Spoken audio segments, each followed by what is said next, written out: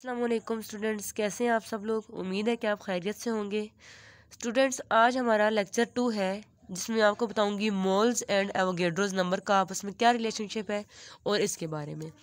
तो सबसे पहले आपके पास मोल क्या होता है। मोल आपके पास जब भी किसी कोई एटॉमिक मास, फॉर्मूला मास या मॉलिक्यूलर मास किसी सब्सटेंस का हम लोग ग्राम में एक्सप्रेस करते हैं तो उसे मोल कहते हैं। एटॉमिक मास का मतलब होता है किसी भी एटम का मास। फॉर एग्जांपल हाइड्रोजन एटम का मास आपके पास है मास ऑफ ऑक्सीजन कह सकते हैं, हाइड्रोजन कह सकते हैं। चलिए ऑक्सीजन अगर हम लोग लिख दें तो आपके पास ऑक्सीजन का मास होता है 16 ग्राम के। ठीक है, अब इसको मैं ग्राम में रिप्रेजेंट कर रही हूँ।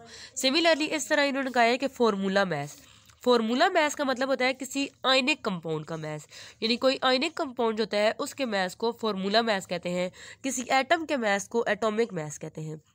अब फॉर्मूला मास आपके पास क्या हो जाएगा, एक आयनिक कंपाउंड का मास लेते हैं। मास ऑफ आयनिक कंपाउंड की एग्जांपल आपके पास सबसे बेस्ट एग्जांपल है NaCl।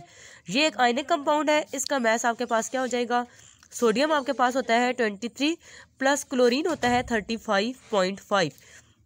35.5 और 23 को अगर हम लोग प्लस करें तो हमारे पास क्या आ जाता है 58.5। तो आपके पास ये आपके NaCl का मास यानी फॉर्मूला मास है। अब इसको भी मैं ग्राम में रिप्रेजेंट कर रही हूँ तो ये भी किस चीज़ के इक्वल हो गया, मोल के। अब नेक्स्ट है आपके पास मॉलिक्यूलर मास, यानी किसी भी मॉलिक्यूल का मास। फॉर एग्जाम्पल वाटर आपके पास एक मॉलिक्यूल है तो मैं लिखती हूँ मास ऑफ वाटर H2O। तो इसका मास कितना होता है वाटर का, 18 ग्राम होता है वाटर का मास।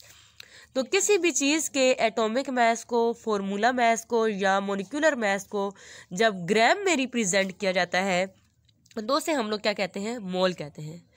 अब एवोगेड्रोस नंबर के साथ मोल का क्या रिलेशनशिप है।